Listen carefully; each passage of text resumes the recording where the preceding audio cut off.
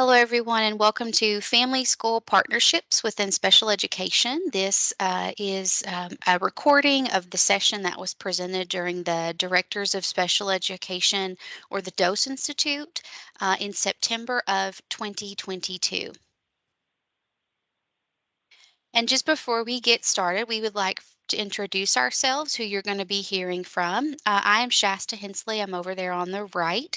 I work with the Kentucky Department of Education in the Office of Special Education and Early Learning. And I'm Rhonda Loxton with Kentucky Special Parent Involvement Network, or Kentucky SPIN, and we're the Parent Training and Information Project for the state of Kentucky. First and foremost, I'm a sister. Three of my siblings have disabilities from the seen to the unseen and are smarter than I could wish to be, and all three had IEPs throughout school. I'm also a proud foster adoptive mom to the greatest gift of my life. Thanks, Rhonda.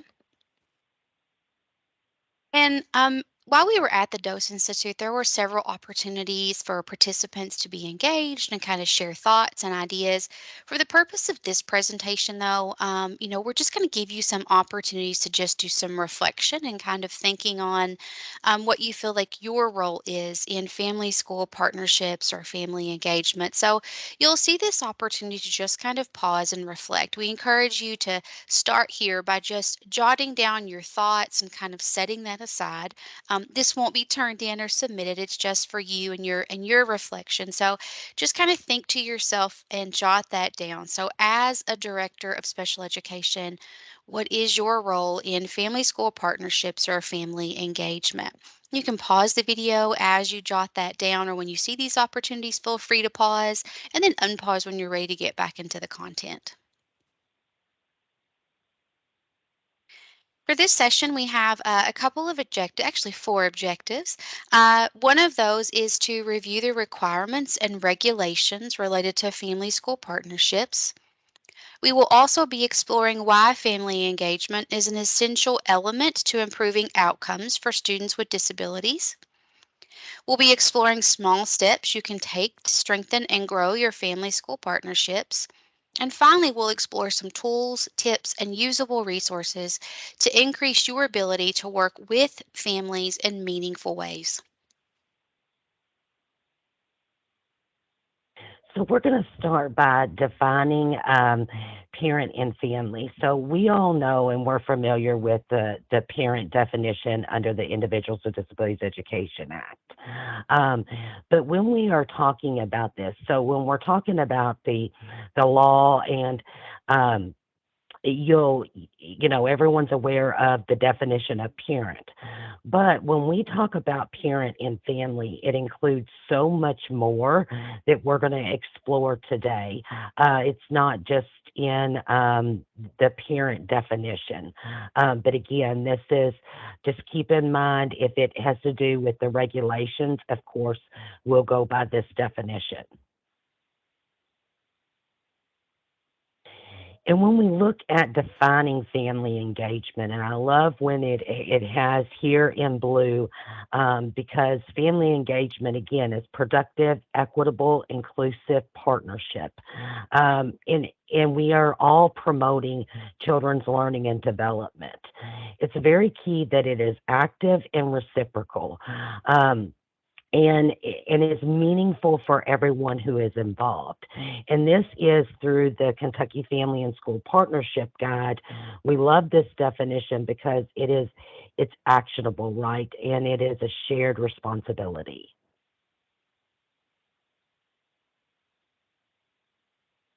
Let's go ahead and jump into some of our main objectives for this session. So, thinking about objective one, we're going to review requirements and regulations related to family school partnerships. We'll start with ESSA requirements, the Every Student Succeeds Act, the requirements in ESSA. So I'm not going to read this to you. You can read that here on the screen, or you can see that here on the screen. But what we would like to kind of point out, what's highlighted in ESSA, is a couple of keywords. So ESSA points out that family engagement is done with families, and that it involves all parents and family members in a meaningful way. It also points out that LEAs or local education agencies must coordinate, assist, and build capacity of schools in planning and implementing effective involvement to improve outcomes for students. The preschool requirements, again, some highlighted things from that preschool requirement is that parent and family engagement or family school partnerships, it encourages active parent involvement. And it also takes into consideration different types of family structures. And they give some good examples in that preschool requirement, such as single parents, foster parents, and extended families. The preschool requirement also outlines some different types of opportunities that must be made available. And finally, the Child Outcome Summary, or COS, if you're familiar with that, also added a stronger family engagement component.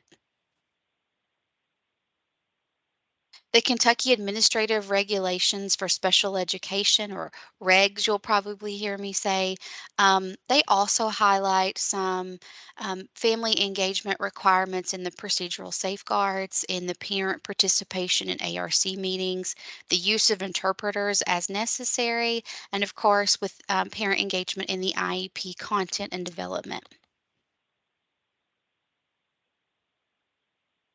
Additionally, we have the State Performance Plan or Annual Performance Report, often referred to as the SPP APR.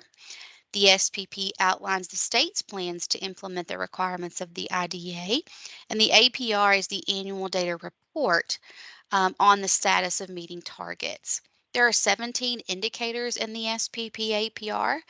Indicator 8 is specific to parents and families. It measures parent involvement, the in terms of the percentage of parents who report that the school facilitated parent involvement, and that's done through a survey. This survey looks at all parents of students with IEPs, or it should be provided to all parents of students with IEPs. This past year, it was available in English, Spanish, and Arabic, and we're adding some new languages this coming year. The first item of the survey is used for federal reporting purposes, and it asks this question: did the school involve you in a meaningful way to improve services and results for your child? And that's a yes no question. And again, it's that question that gives us our federal reporting data. However, there's lots of other data that is valuable within indicator 8. There are other items that are included in their survey. They're just not reported on that federal level, but they are reported at the state and district level. And they provide us with feedback on how families are feeling about their partnerships within special education. The KDE reviews that data throughout the survey window. We love to see when districts make lots of good gains and growth and have lots of parents participating in the survey.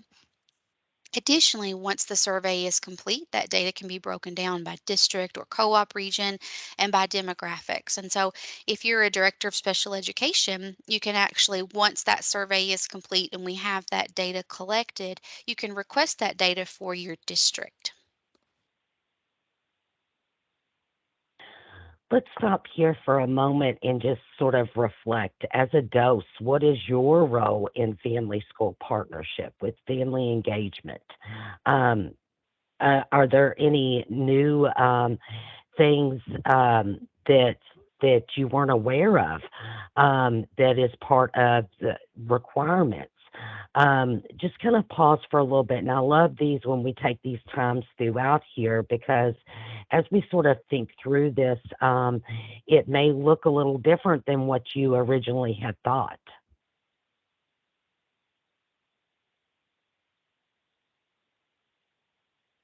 And now we'll hop into objective 2, where we're going to explore why family engagement is an essential element to improving outcomes for students with disabilities.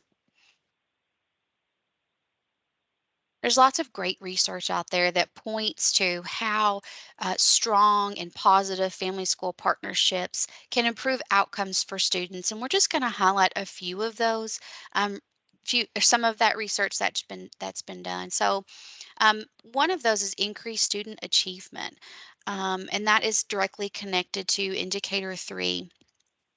Improved attendance and behavior, and again, a connection is indicator 4. improve social emotional skills, and that's connected to indicators 4 through 7, and increase graduation rates, which is indicators 1 and 2. There's also some research that points to improved outcomes within school readiness. Karen Mapp and Ann Anderson did a review of 51 studies and found that children whose parents were involved with their schooling had better outcomes. And again, thinking about we just saw, right, and how that connects to those indicators. Um, but this also kind of highlights students who have high or schools that have strong, positive family school partnerships. Students tend to have higher grades. They tend to have more students who are enrolled in advanced programs. They have more students who pass it to the next grade level sort of on time, improved attendance, better social skills, and again, higher graduation rates. There was also another study that is connected to indicator 6 and 7, where parents' contributions to preschoolers' literacy skills are related to school readiness. And they found that by engaging children in joint literacy activities and positive discussions about educational topics, that parents promoted successful transitions to school. Well, and it also has a lot to do with the behavioral and mental health. And as we all know, especially over these last few years, that is something that we are all working towards in you know, looking at the positive behavior supports and interventions that, being very responsive to those and family engagement plays a huge role in that in our behavioral and mental health of our students.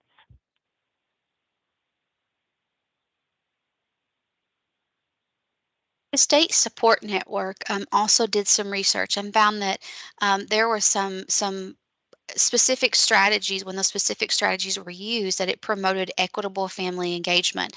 And they also found, again, sort of like a repeat, right, of what you've heard before, but also just reinforces how important strong family school partnerships are and the benefits of family engagement, beyond it just being like this, oh, it's this one thing that we kind of do on the side.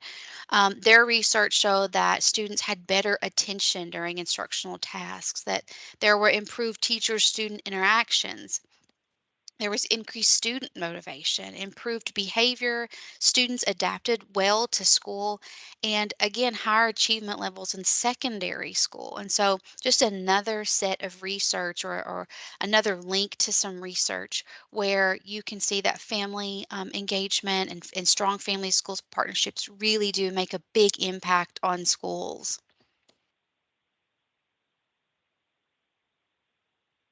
Well, and looking at that, sort of changing the mindset that, again, it's not, we're not doing this for someone. It is a true partnership working together, and it's not an add on, which I think is so critical. It's just embedded in everything that we do. And really the most successful family school partnerships, it's going to evolve over time, but really having that engagement with one another and building that relationship is going to be critical for our children's success. And I love, how it and with Karen Mapp, um, changing, we don't aren't just thinking it's an event or an action that we have to do, that it's just a part of our everyday life.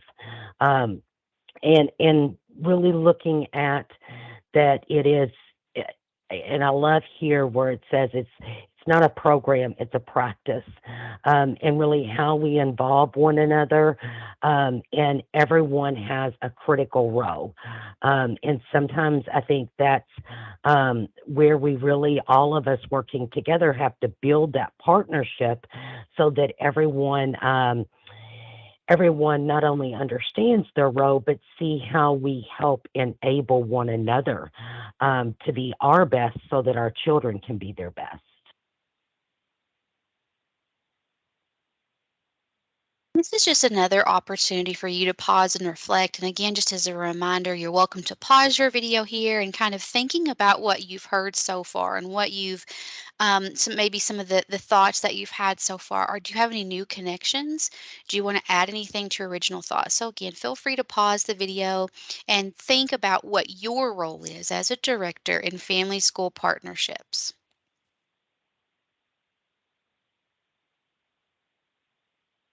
And now we're really going to kind of start shifting to that how of family school partnerships and special education. We've given you lots of information about why it's important, right? Improved outcomes, requirements. But now we're really going to start shifting our thinking to that how, right? So, how do we do this? The NYU, the Center for Policy Research and Evaluation, uh, recently did some really great research around this very thing. How can schools and districts support strong family school partnerships? Let's look into that. And so, with this objective, just the explore the small steps. And again, not thinking that you have to conquer all of this, right? So, see what you are able to, the little steps that you could take that may resonate the most with you kind of as we go through here.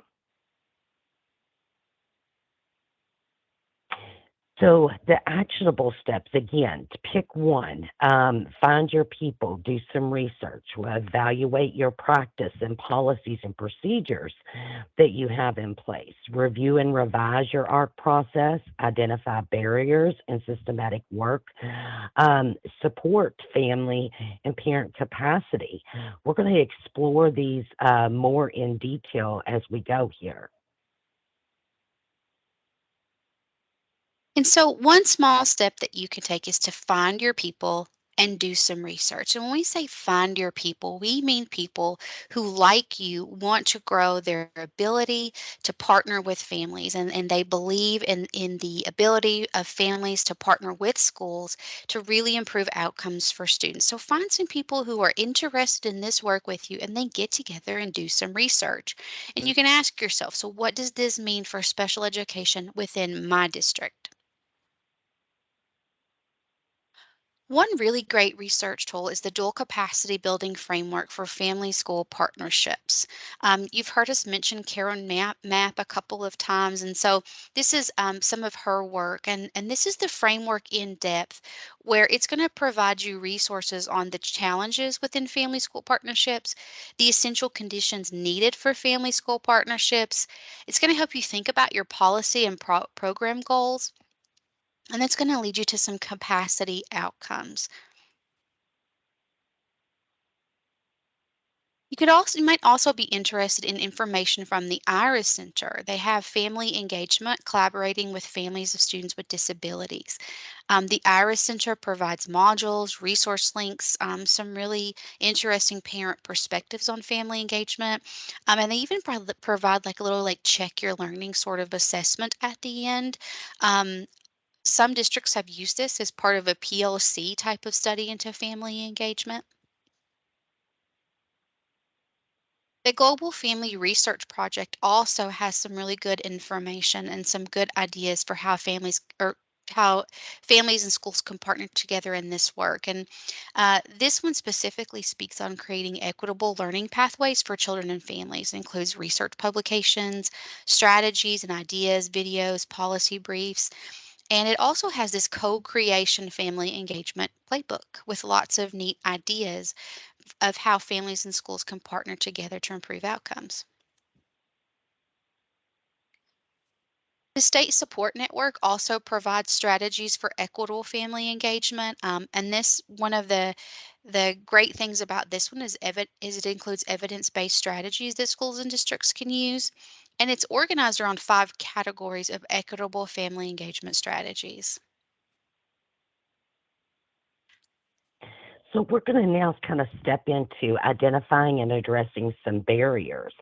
So let's just keep in mind that how I always try to think of it is, at the top of my mind is okay. So how can we remove some of the barriers as we step through this? So there could be many barriers that families experience.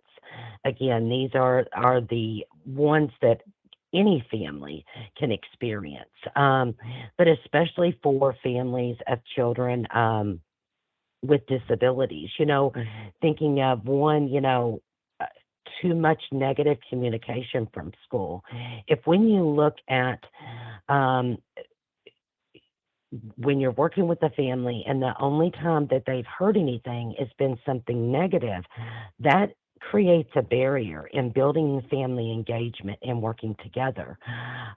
There are a lot of things too, as being a family, that many don't know everything that is going on, and it could be very hard to really understand, and may not look like the family's very engaged when actually they are. They have a great deal of responsibilities, education being just one piece of that. So really looking at what could be the barriers that our families are facing, and really how do we help them to overcome that, and what can we do to build that partnership. Um, let's look at some other ways here too. So when we look at families of students with disabilities, it, there are a lot of demands that we have, and a lot of knowledge that many of us.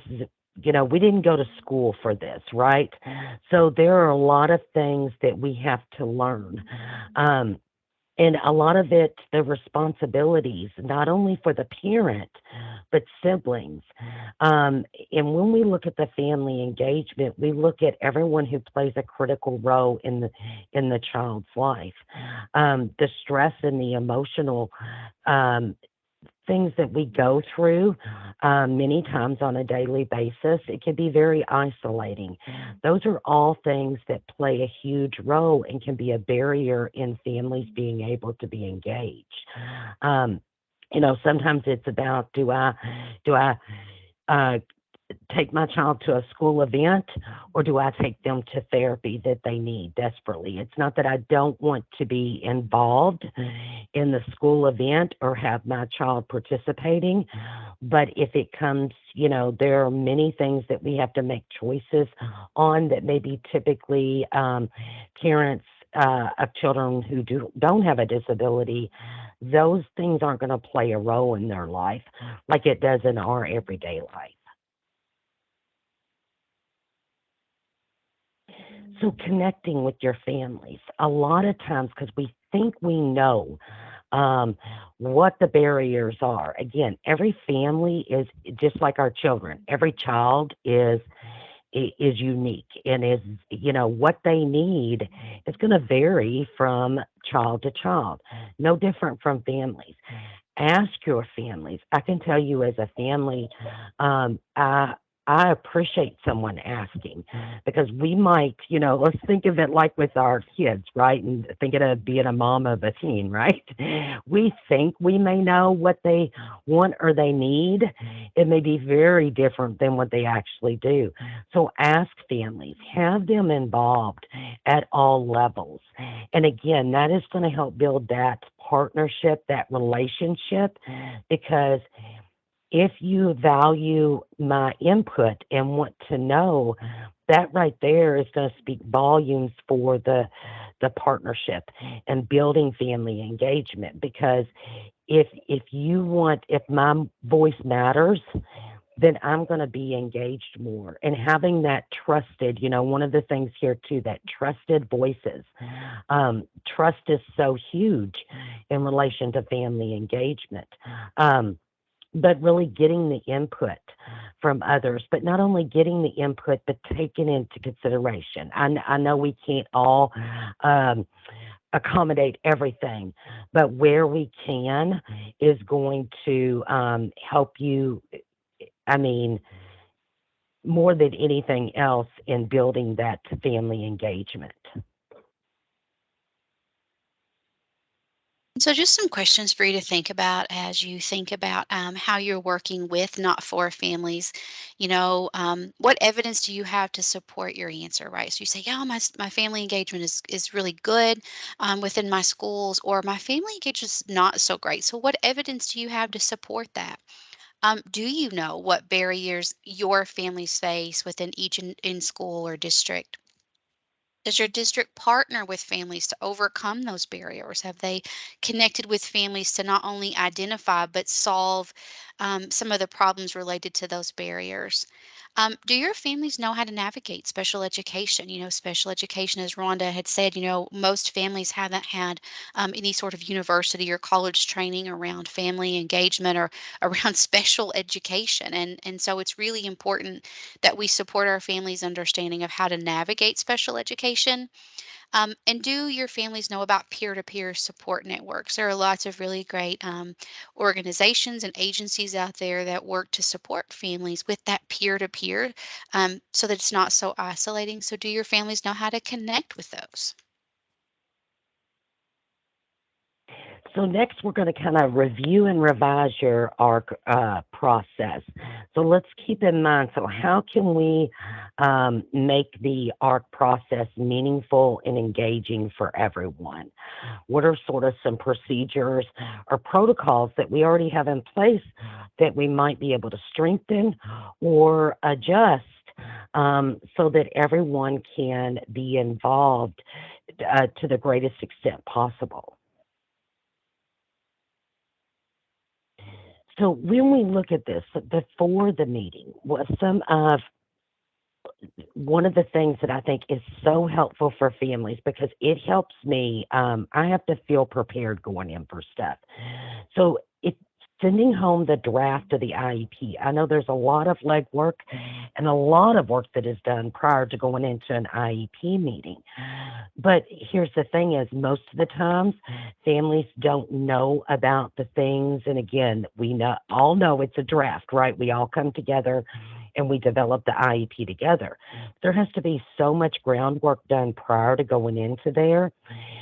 Families need access to the same information. I can't meaningfully be involved in the ARC meeting if I don't have access to the same information prior to going in there.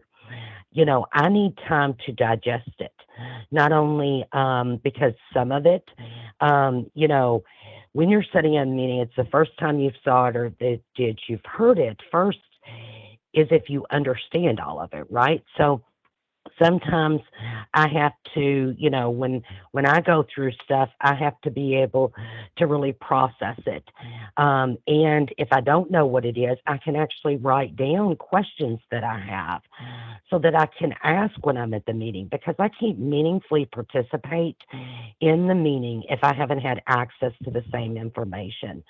And again, it also will allow families sharing that with one another, speaking with one another prior to going in. That will also give you an opportunity to get some input prior to going in there and ask families to be thinking of what are some things that you feel that are critical, present levels. Where do you see your child is right now? Because from my input as a family may look and it's going to look very different than what it may as an educator. But all of those parts are going to be critical to the ARC process. Um, and really, any way that you can have that open door policy to where everyone feels comfortable. Again, building that relationship. So think of ways before, because a lot of times we kind of go into everything and we don't think that there may be some steps prior to going in that could really set the stage so that we have the most successful ARC meeting where everyone is meaningfully involved. So when we look at here, so the environment. So I always like to joke, there's the again, it's best not to be sort of in a closet when you are having a meeting because I've been in those. And another I joke about is that I have been to meetings to where we've been in sort of, like the preschool tables and the chairs that are really short and everything. So thinking of the environment. get someone, welcome the family, and everything, because sometimes I've seen too to where it is, nothing is said to them, they're not welcomed. Um, and it's pretty much, "Oh, we're ready for you now, and then come back." That's very cold. We can set the stage prior to even going into the meeting, is how welcoming we make things. Do we have it set up to where everyone can feel comfortable? It's accessible to everybody, but then, those are gonna help everybody be, um, at ease and feel, because the more I'm comfortable, the more at ease I am, and I feel that I can share and I can be engaged, right? And so it'll help everybody involved. Again, it goes back to that. What are those steps that we can do to help make the ARC process a positive one for everyone involved? So we're going to look at next, um, sort of the procedures. And one of the things here that I think would be, when you're in the ARC meeting, is how can one of the things that I think would is so critical here is like where it says the IEP development on a smart board, have it projected on the wall. I love there are several things that I think are very critical about this. That this first gives a message that everyone has access to the same information, right? Everybody that's a part of the meeting. It's not just one person, who may be to the side typing everything in. Everyone has access to the same information. Everyone can follow along, but also too that fosters, um, an opportunity to educate as well, right? To help us, because this may not be something we do in our everyday life, right? We don't have that experience. Um, and so we're able to follow. So you're also going to help everybody there to learn the different parts of the IEP. And also, it's going to help so that, you can associate what is part of that. Because I've worked with many families, and it and I'll ask, "What's in your present levels?" "Well, I don't know." And a lot of times families don't know where to find certain parts on the IEP or what it says because they've not been completely involved in it, right? So, having that visual, many people are visual learners. While we're talking about it, you can follow along, but also you can give input on different things. And you can ask questions. Um, a lot of times it will help everybody follow it and they'll remember the things better as well. But any way that you can help in how you set up the meeting and the procedures that you have, provide the resources, for families if they're not as familiar with certain parts of it, any opportunities to where they can grow in their understanding, because when each of us grow in our understanding, we're able to bring more to the table. Um, and I think that's critical for families to be engaged, because we know, and as we had said, the research shows the more that families are engaged, the better our children are going to do. And so now thinking about the next small step that you can take to improve your family engagement is to evaluate your own practices, right? So thinking about how effectively are we partnering with our families.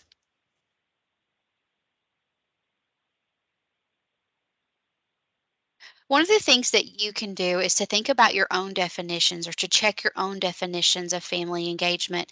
Joyce Epstein created this really great framework of the 6 types of involvement, where she outlines some of the different ways that we can think about family engagement, right? So, thinking about it as more like they just show up for science night, right? Where it's thinking about how is it meaningful and how is it ongoing and two-way.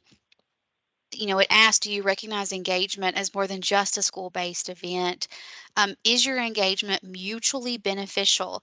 And is your definition based on those dominant cultural norms? And so again, Joyce Epstein has some really great ways and some great tools to help you and your team explore how you're defining engagement.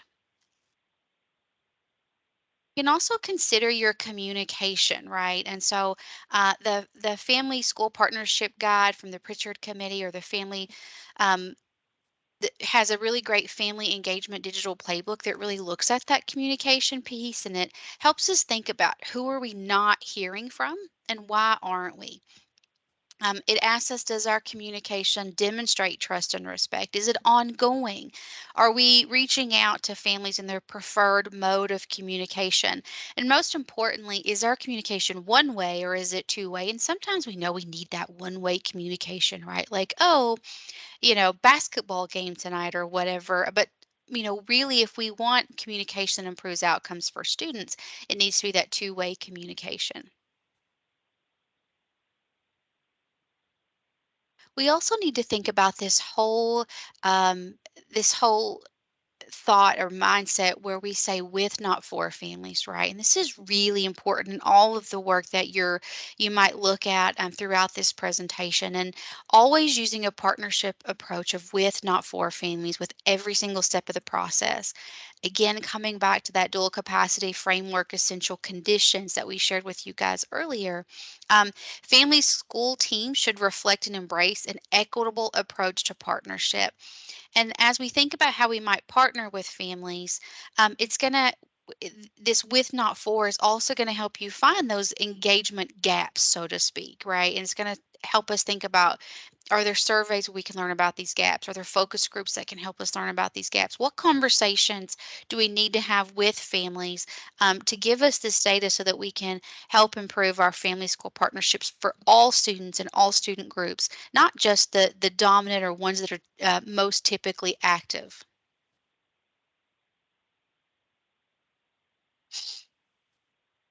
Again, thinking about Karen Mapp and some of her work, she wrote this book called Beyond the Bake Sale.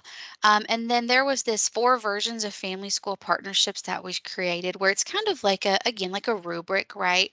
And it helps you think about where your district or your schools might be on that range of, partnership school where we're truly partnering with families, all the way to the other side of that where it's a fortress school. Where we really aren't engaging or supporting our families. This would be a really good rubric to be used by a family school partnership team. Another great tool to think about how you're partnering with your families to evaluate that is this: how well is your school building or bridging racial, class, and cultural differences, right? So it's going to help you think about how well are you welcoming and respecting all families that might come through your doors there at the school. The Kentucky Collaborative for Families and Schools also offers a self-assessment where you can kind of see where are we at. It highlights some critical attributes and then kind of helps you think about where you are from a level one to a level three. And again, this would be a really cool tool, and it has a really great supportive toolkit to help you and your team think about where you might be within your family school partnerships. Another way to kind of measure where you are in your partnerships is using your indicator 8 data.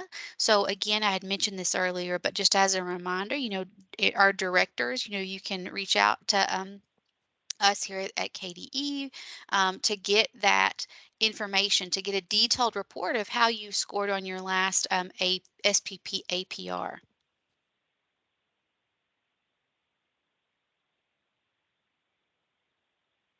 And so finally thinking about that fourth objective, right? So we kind of combine these objectives where you can think about exploring your tools, tips, and resources into or working with supporting family capacity for partnerships.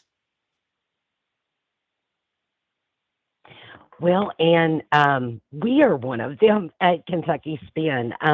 We can help. We have so many trainings that we provide, but also we help one on one. We are through a peer to peer model.